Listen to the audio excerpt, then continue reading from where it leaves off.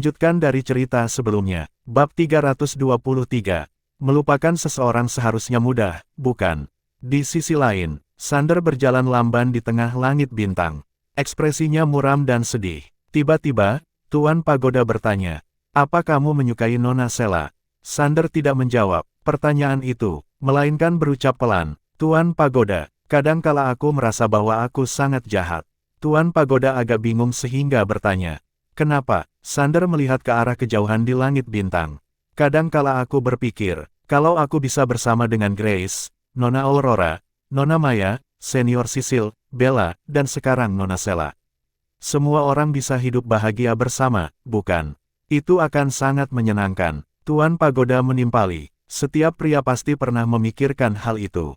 Sander tersenyum pahit pada dirinya sendiri. Mereka semua begitu cantik, begitu baik. Mendapatkan salah satu dari mereka pun sudah merupakan keberuntungan besar. Tapi aku malah ingin semuanya. Ini, sungguh menantang. Tuan Pagoda kehabisan kata-kata. Tiba-tiba, wanita misterius berucap, "Aku kira kamu akan bilang ini tidak manusiawi. Tapi tidak disangka kamu akan bilang begitu." Sander tampak menggeleng. Pria pada dasarnya memang tidak setia dan tamak. "Aku juga begitu." Wanita misterius bertanya, "Apa kamu menyukai Nona Sela?" Sander menjawab pelan, "Dia orang yang baik, aku tidak ingin menipunya." Tuan Pagoda berujar, "Kalau begitu, jangan bermain-main lagi dengan wanita di masa depan." Sander tersenyum getir, "Apa kamu ingin aku menjauh dari wanita selamanya? Urusan perasaan? Kamu hanya sebuah pagoda, kamu tidak akan mengerti." Tuan Pagoda terdiam, hanya saja, wanita misterius langsung tertawa. Sander tidak lagi memikirkan hal-hal cinta. Dia duduk dan mulai memulihkan tubuhnya. Wanita hanya akan memperlambat kecepatan menghunus pedangnya. Tidak lama kemudian, Sander sepenuhnya pulih. Dia melihat tubuhnya dan mendesah pelan. Setiap kali dia berkelahi, tubuhnya entah terbakar atau dihancurkan. Itu sangat mengenaskan, seolah-olah memikirkan sesuatu. Sander mengibaskan lengan bajunya. Tiba-tiba, boneka dewa kuno yang sebelumnya menahan Felix muncul di depannya. Sander menilai boneka dewa kuno itu. Dalam hatinya, dia membatin, "Aku harus mencari cara untuk meningkatkan boneka dewa kuno ini ke tingkat Kaisar Agung. Jika boneka dewa kuno ini bisa mencapai tingkat Kaisar Agung, Felix pasti tidak akan menjadi lawannya." Membayangkan hal itu, Sander bergetar dan langsung berubah menjadi cahaya pedang. Dan menghilang dari tempatnya. Tidak lama setelah Sander pergi, seorang wanita tiba-tiba muncul di lokasi itu. Dia adalah Sandra. Di belakangnya adalah pria yang selalu menemaninya. Sonic berkata, "Baru saja mendapat berita, Felix dan orang lain dari keluarga Sue melarikan diri dari alam rahasia Lautan Bintang. Sesuatu yang pasti terjadi di sana. Berhubung Felix adalah Kaisar Agung, tidak seorang pun dari keluarga Namong yang berani mendekat." Sandra mengerutkan kening dan tiba-tiba merasa cemas. Kenapa dia tidak membawa Sela bersamanya?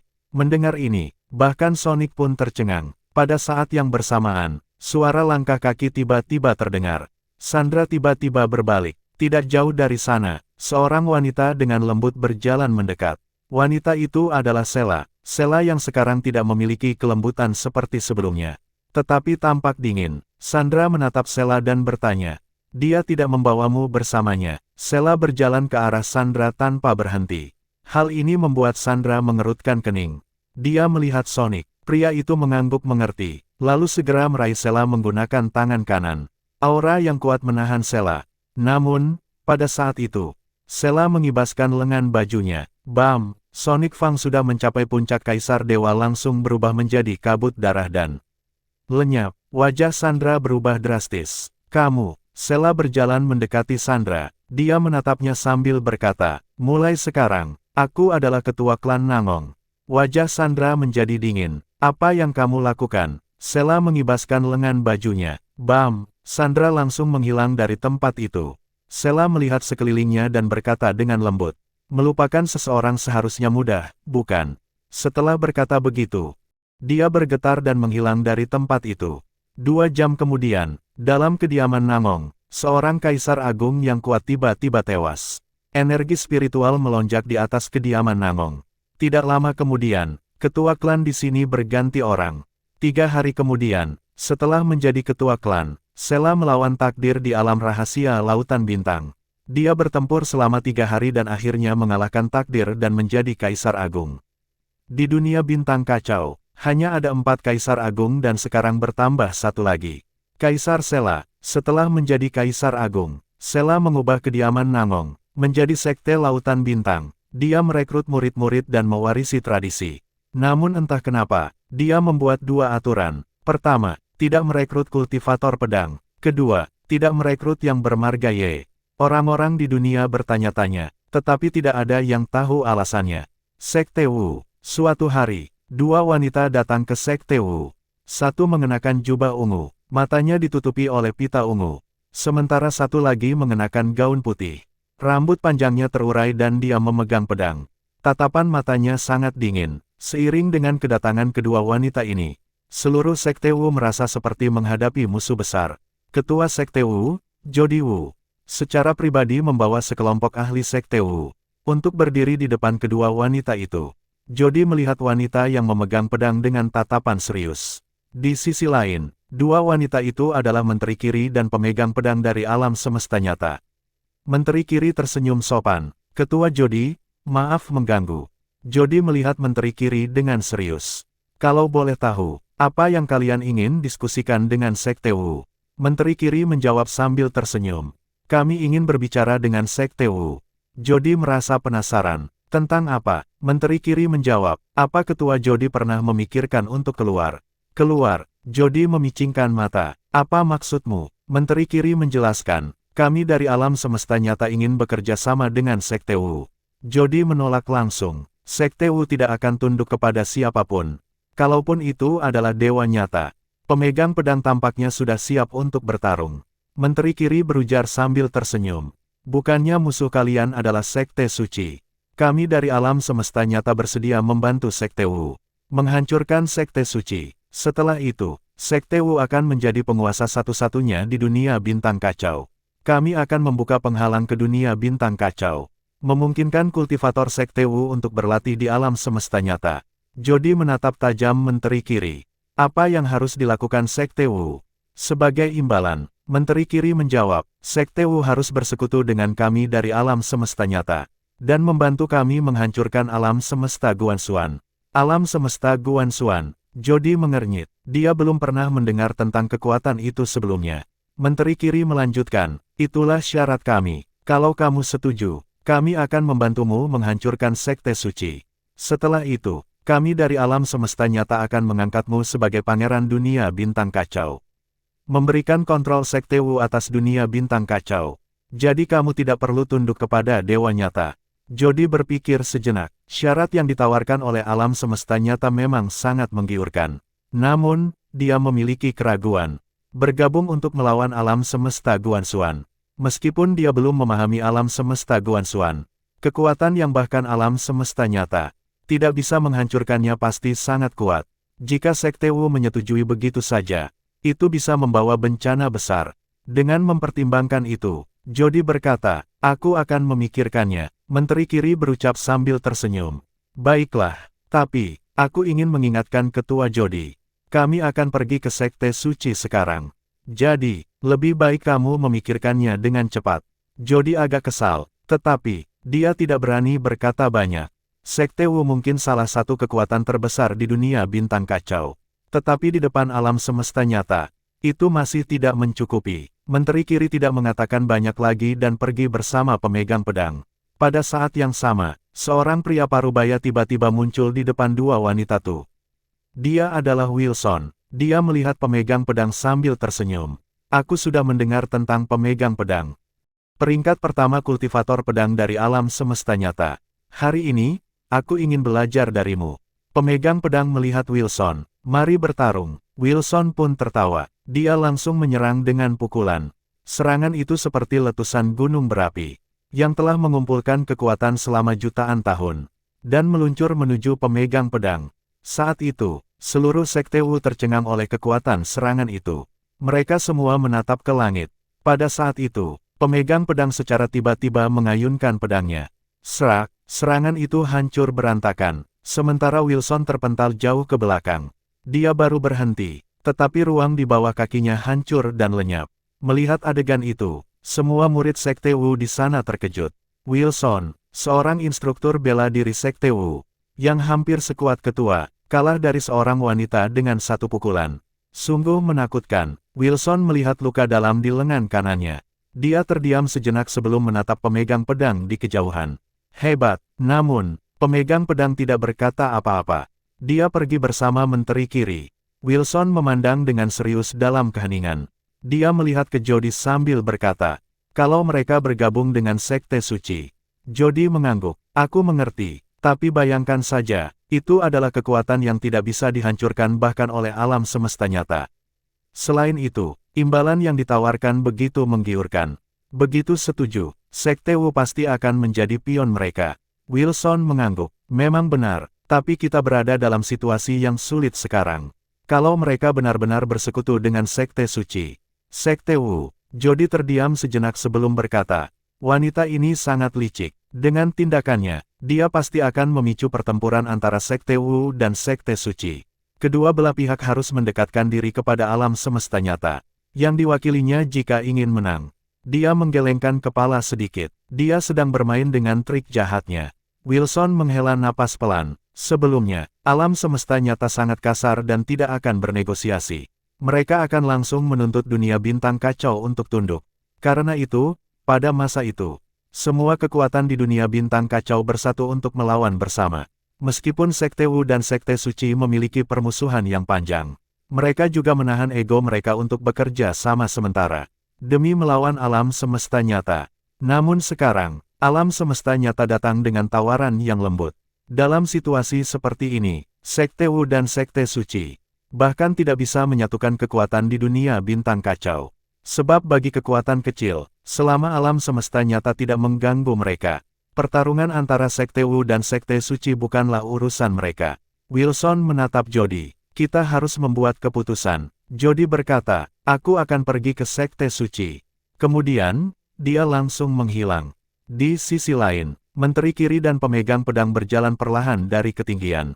Pada saat itu, petir tiba-tiba menyambar dari langit. Pemegang pedang mengangkat tangan, dan langsung melancarkan serangan dengan pedangnya. Serak, petir itu langsung dihancurkan oleh serangan pedangnya. Menteri kiri berkata sambil tersenyum. Menurutmu, Sekte Wu akan setuju? Pemegang pedang tidak menjawab. Menteri kiri melanjutkan, aku rasa mereka akan pergi mencari Sekte Suci. Pemegang pedang melirik menteri kiri. Tetapi orang itu tetap diam. Menteri kiri melihat sekeliling, lalu dengan pelan berkata, apa mereka bersedia atau tidak untuk bergabung dengan kita? Alam semesta nyata tidak masalah.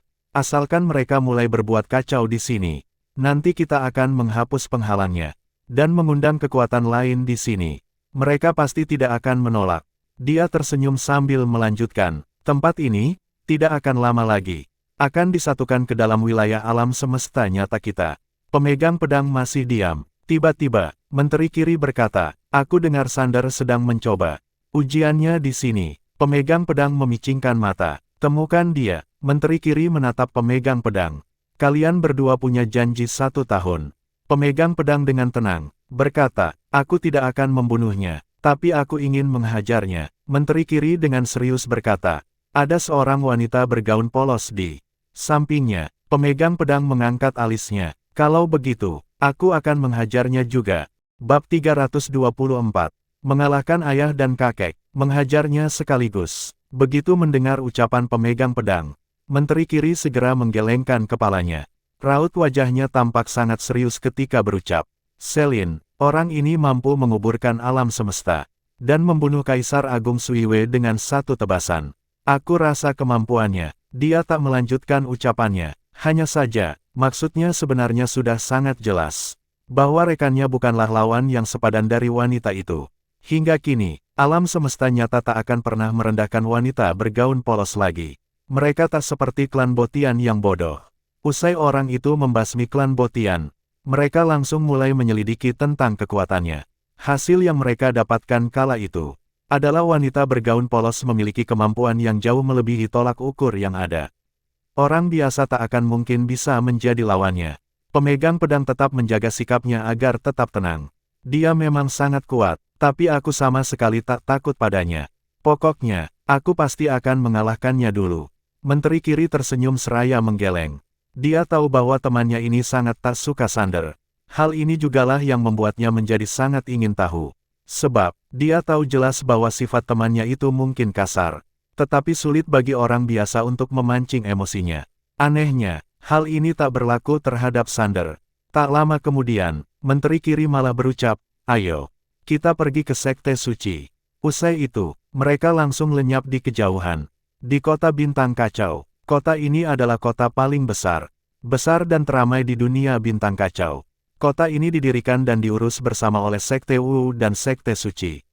Setelah Sander tiba di sini, dia langsung menuju asosiasi dagang terbesar di sana, yaitu Asosiasi Dagang Lautan Awan. Dia disambut oleh seorang pengurus cantik di sana. Usai melihat daftar material yang diberikan oleh Sander, dia memberitahu dengan nada serius, "Tuan, barang-barang yang kamu butuhkan ini terlalu berharga.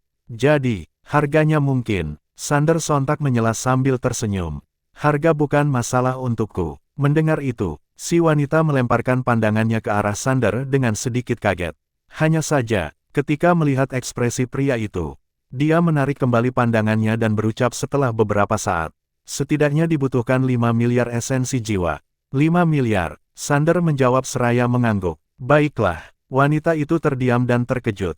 Lalu mengulangi, 5 miliar, jelas. Dia khawatir Sander telah salah dengar. Sander mengangguk lagi, "Aku tahu itu 5 miliar. Berapa lama waktu yang dibutuhkan untuk mendapatkan semua barang ini?" Wanita itu menatap Sander dengan tajam.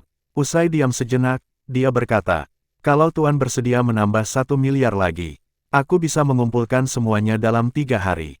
Kalau tidak, setidaknya butuh setengah bulan. Bayar lebih." Sander melirik wanita itu dan sedikit mengernyit. Wanita itu berucap sambil tersenyum, "Bukan karena aku ingin memeras Tuan. Barang-barang di atas daftar ini terlalu berharga. Bahkan persediaan asosiasi dagang kami tidak sebanyak ini. Jadi, aku harus membelinya dari luar.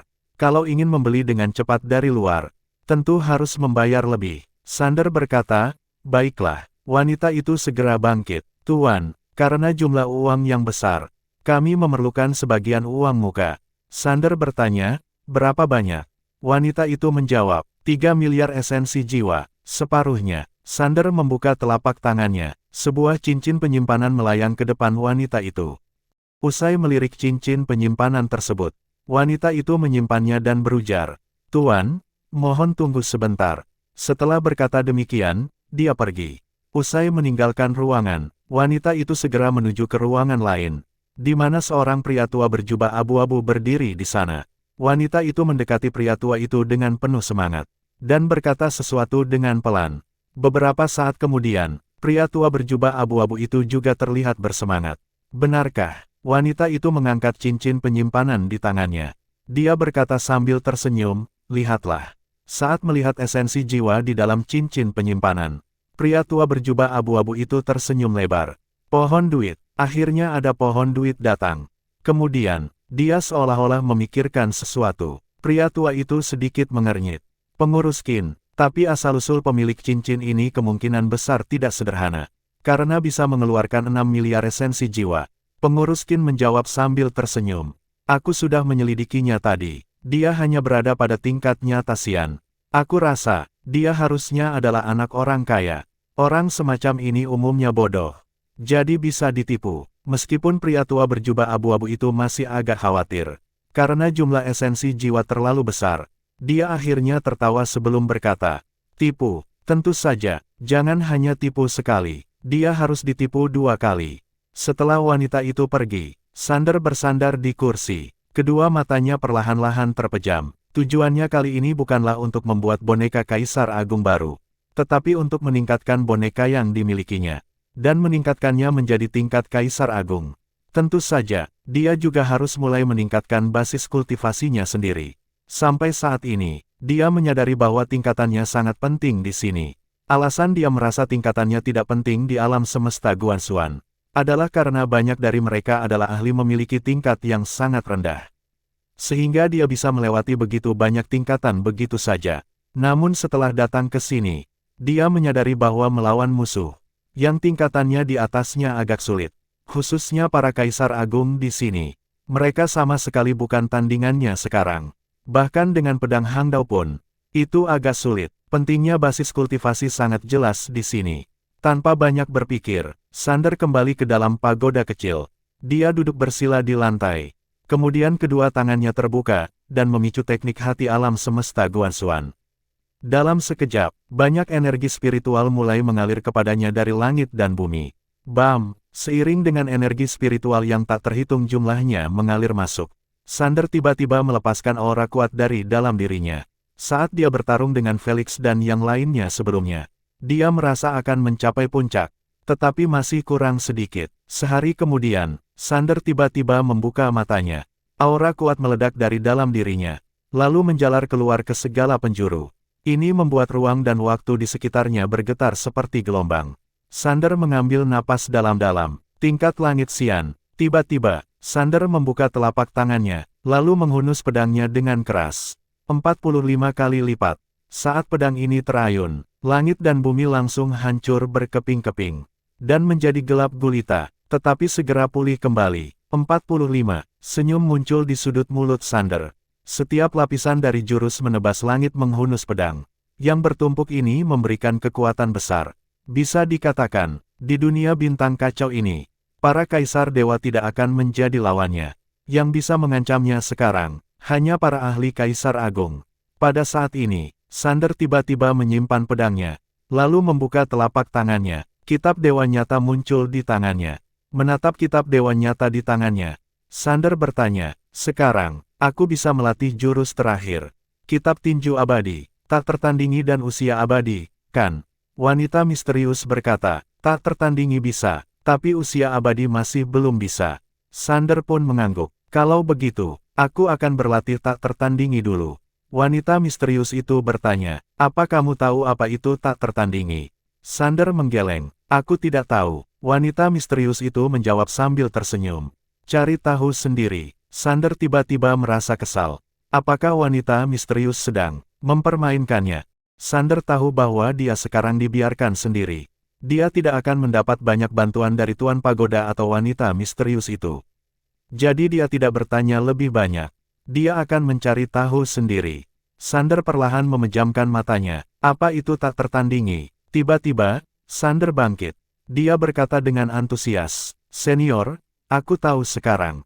Apa itu tak tertandingi? Tak tertandingi sebenarnya adalah sebuah keyakinan. Ketika aku melepaskan tinju ini, aku pasti tidak akan terkalahkan. Menguasai jalan adalah menguasai diri sendiri.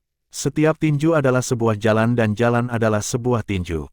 Tak tertandingi yang diciptakan oleh Dewa Nyata, sebenarnya adalah untuk meneguhkan hati, dan memperkuat keyakinan dalam hati. Usai berkata demikian, dia melancarkan tinju. Bam, langit dan bumi hancur. Sander berucap dengan penuh semangat.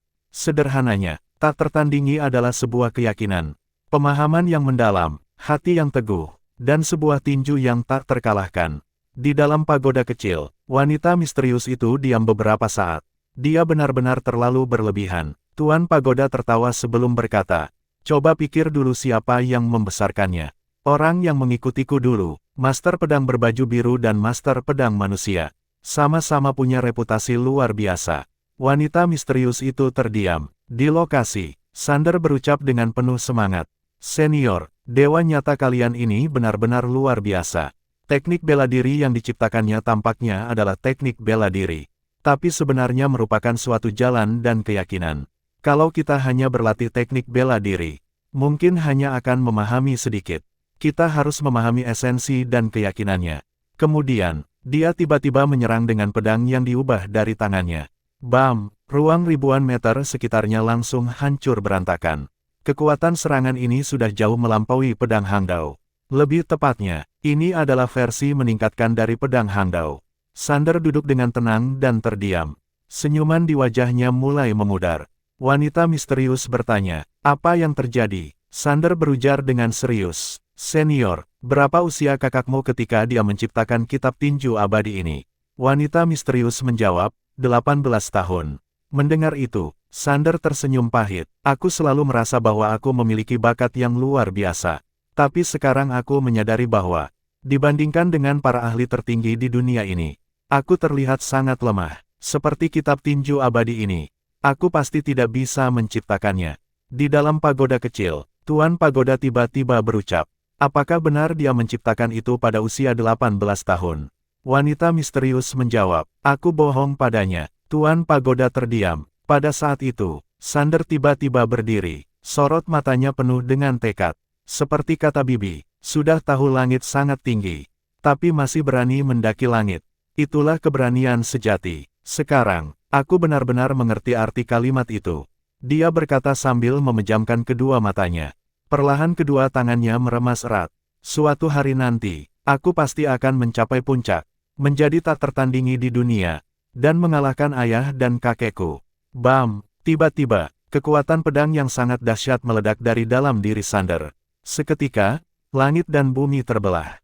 Wanita misterius berkata dengan lembut, pembukaan jalan. Sebelumnya, tingkat pedang Sander adalah tingkat fana.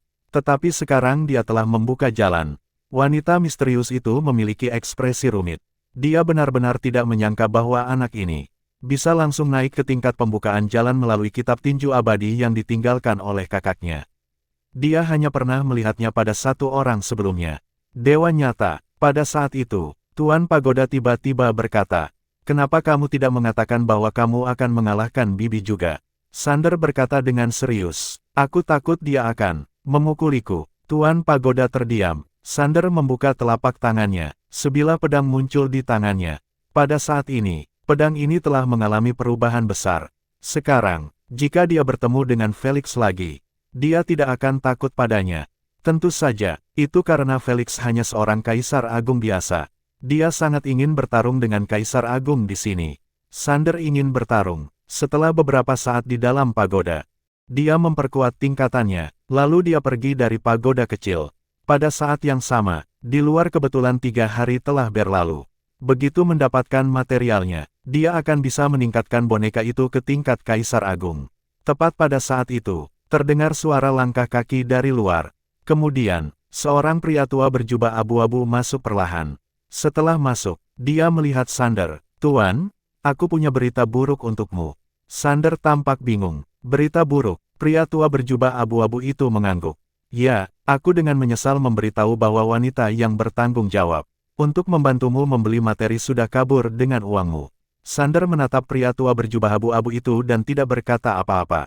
Pria tua berjubah abu-abu itu menghela napas pelan. Ini kesalahanku. Sander juga tidak marah. Dia bertanya sambil tersenyum. Mana materialku? Pria tua berjubah abu-abu itu menggeleng.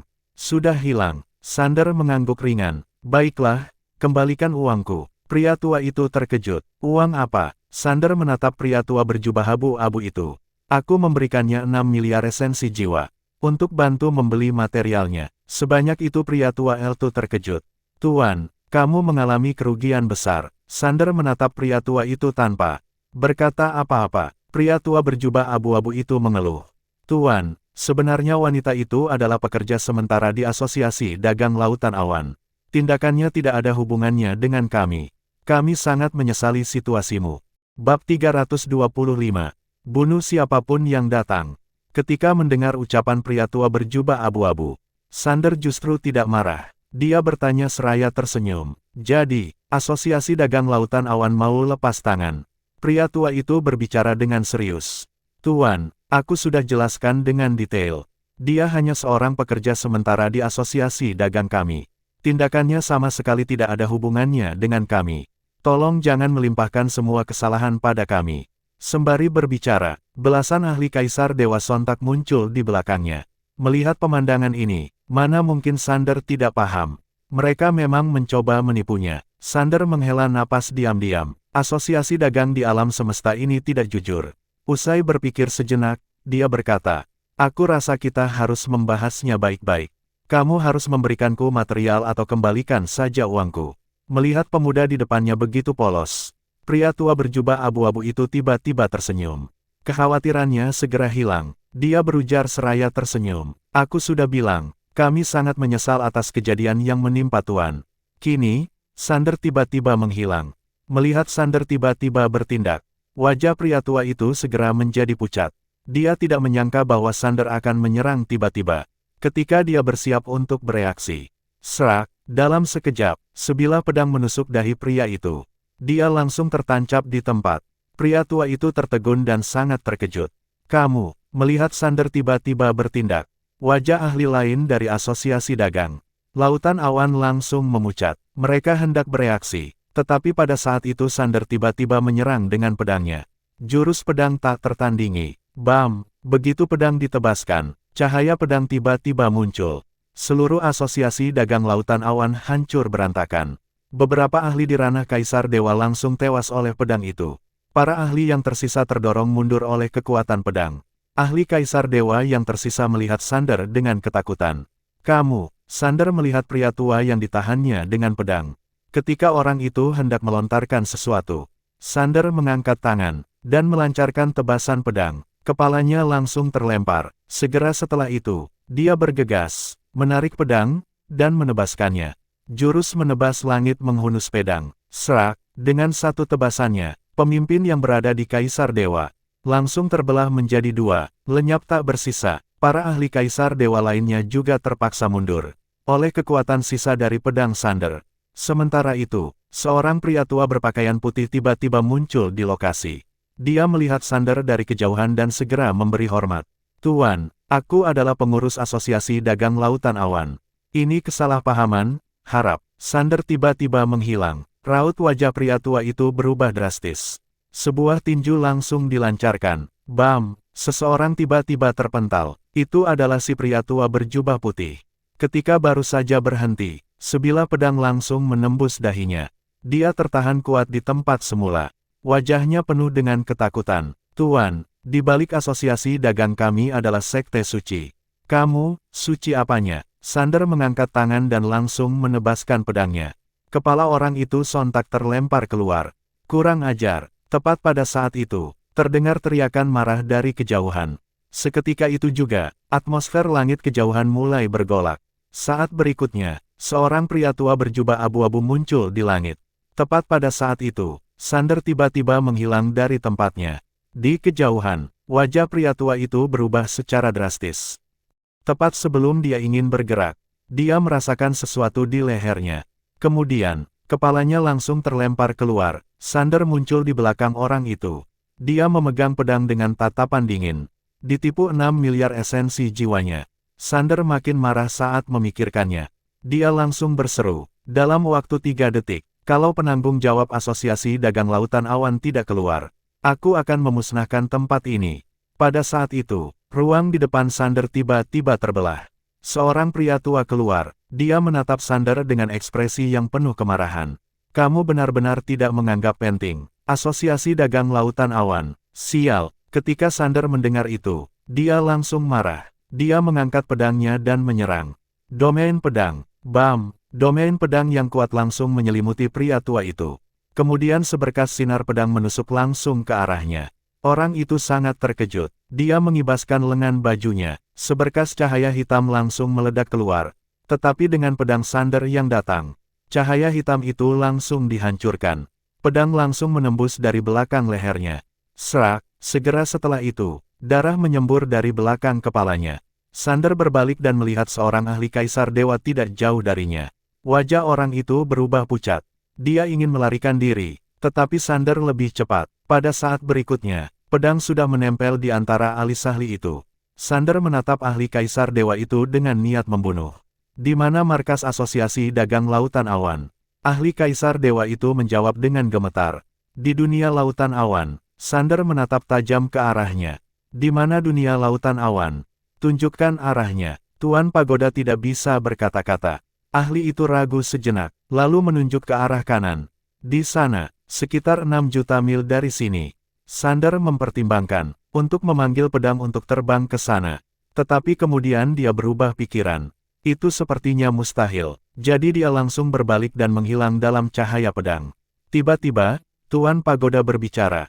Jangan gegabah, ini bukan alam semesta Guanxuan. Aku dan senior tidak bisa bertindak sekarang. Kamu tidak memiliki perlindungan. Sander berucap dengan marah. Perlindungan, perlindungan. Kalau tidak ada perlindungan, apakah aku harus menelan ini semua? Persetan dengan perlindungan. Usai berkata demikian, dia meningkatkan kecepatan pedangnya. Tidak lama kemudian, Sander tiba-tiba muncul di dunia Lautan Awan. Seorang ahli muncul di depannya. Dia memarahi, berani sekali. Siapa yang berani menerobos? Sander mengangkat pedangnya. Serak, kepala pria tua itu langsung terlempar. Sosok Sander gemetar. Dia meluncur masuk ke dunia lautan awan. Begitu dia masuk, ratusan aura yang kuat segera mengelilinginya. Pada saat itu, seorang pria parubaya muncul di depan Sander. Bersama dengan pengurus Qin, yang sebelumnya bertanggung jawab melayani Sander. Begitu melihat Sander, wanita itu tampak mengernyit. Dia tidak menyangka kultivator pedang muda ini akan sampai ke sini. Sander menatap pengurus Qin dengan tatapan dingin. Uangku, pengurus Qin itu mencibir. Tuan, aku tidak mengerti apa yang kamu katakan. Kamu, Sander tiba-tiba menunjuk pedangnya ke arah wanita itu. Aku akan menghancurkan asosiasi dagang lautan awan hari ini. Percaya diri sekali, pria parubaya di sana tiba-tiba tersenyum dingin. Menghancurkan asosiasi dagang lautan awan. Kamu kira kamu siapa? Kamu, Sander tiba-tiba menghilang dari tempatnya. Bam, begitu menebaskan pedangnya, pria parubaya itu terlempar ribuan meter jauhnya. Begitu dia berhenti, pedang Sander sudah mendekatinya. Bam, tempat di mana pria parubaya itu berada langsung hancur. Dia langsung hancur menjadi serpihan. Melihat adegan ini, wajah semua ahli asosiasi dagang lautan awan berubah secara dramatis. Namun, Sander tidak berhenti. Dia berbalik dan langsung melancarkan serangan. Di bagian depan, berdiri beberapa ahli Kaisar Dewa. Sayangnya, begitu mereka mendekati Sander, mereka langsung dipenggal. Melihat Sander yang begitu berani, para ahli asosiasi dagang lautan awan sangat terkejut. Mereka langsung mundur dan tidak berani mendekat. Kekuatan pedang pemuda ini benar-benar menakutkan. Di sisi lain, ketika melihat kekuatan Sander begitu menakutkan, pengurus Qin sangat terkejut, melihat bahwa banyak ahli telah dibunuh di sana. Dia langsung berbalik dan kabur. Setelah kabur beberapa puluh ribu kilometer, dia masuk ke dalam sebuah pintu di mana sebuah pulau terletak di dalamnya. Ini adalah markas sebenarnya dari Asosiasi Dagang Lautan Awan. Segera, pengurus Qin berjalan menuju sebuah aula besar. Ketika hendak mendekat, seorang pria tua langsung menghalanginya. Pengurus Qin, ketua sedang melayani tamu terhormat. Kamu tidak boleh mengganggu. Pengurus Qin berbicara dengan tergesa-gesa. Tetua ketiga, ada masalah besar di luar. Tolong biarkan aku masuk dan memberi tahu ketua. Pria tua itu menggeleng, tetapi pada saat itu suara yang angker terdengar dari dalam. Biarkan dia masuk. Mendengar ini, tetua ketiga menarik diri ke samping. Wanita itu bergegas masuk ke dalam aula, di mana ada dua orang di dalamnya. Salah satunya adalah ketua Asosiasi Dagang Lautan Awan, Claude Gu, dan orang lainnya adalah seorang pria yang mengenakan jubah hijau tanpa ada aura apapun. Pengurus Qin menghadap Claude dan melaporkan, "Ketua, ada seorang pemuda di luar. Dia sedang membunuh ahli Asosiasi Dagang Lautan Awan secara gila-gilaan." Mendengar itu, Claude tampak mengerutkan kening. Membunuh ahli Asosiasi Dagang Lautan Awan. Pengurus Qin segera mengangguk. Ya, dia bahkan mengancam akan memusnahkan seluruh Asosiasi Dagang Lautan Awan. Mendengar ini, wajah Claude langsung menjadi dingin. Sangat sombong. Kemudian, dia bangkit dan tampaknya memikirkan sesuatu. Dia tiba-tiba melihat ke arah pria di sampingnya dan dengan hormat berkata, "Dewa Yu yang terhormat." Pria bernama Dewa Yu itu berbicara dengan tenang. "Aku baru saja setuju untuk menjadi pujaan Asosiasi Dagang Lautan Awan, tapi langsung ada orang yang menyebabkan masalah. Ini benar-benar menarik." Claude berbicara dengan serius. "Dewa Yu, orang ini berani menyebabkan masalah di Asosiasi Dagang Lautan Awan. Mungkin dia memiliki latar belakang yang tidak sederhana." Pengurus Qin di samping juga segera menyatakan, "Ya, dia masih muda, tapi sangat kuat. Bahkan, ahli Kaisar Dewa tidak bisa menyainginya. Pasti dia memiliki latar belakang yang sangat luar biasa." Dewa Yu melihat kedua orang itu, lalu tersenyum sinis. "Kalian tidak tahu apa-apa tentang kekuatanku." Kedua orang itu terdiam. Dewa Yu melanjutkan, "Latar belakang, kalaupun dia berasal dari Sekte Wu atau Sekte Suci, aku akan membuatnya menyerah." Kemudian, dia bangkit dan tampaknya memikirkan sesuatu. Dia melihat kedua orang tersebut, lalu menghela napas. Uangnya masih belum kembali. Dia juga kehilangan 2,8 miliar esensi jiwa yang dicuri oleh bajingan itu. Sekarang, dia harus pergi ke alam rahasia keabadian itu. Bahkan kemari untuk menjadi pujaan. Baru saja bergabung, sudah ada orang yang membuat masalah. Sialan, hari ini, dia pasti harus membunuh seseorang untuk melepaskan amarah. Namun, apakah orang itu pantas menjadi lawannya? Setelah berpikir, dia kembali duduk.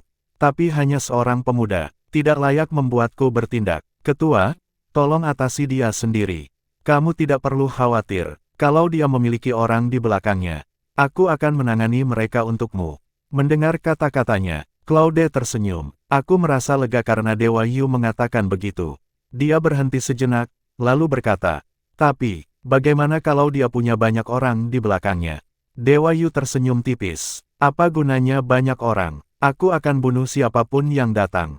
Kalau dia berani memanggil bantuan, aku akan menghabisi 10 generasinya. Bersambung.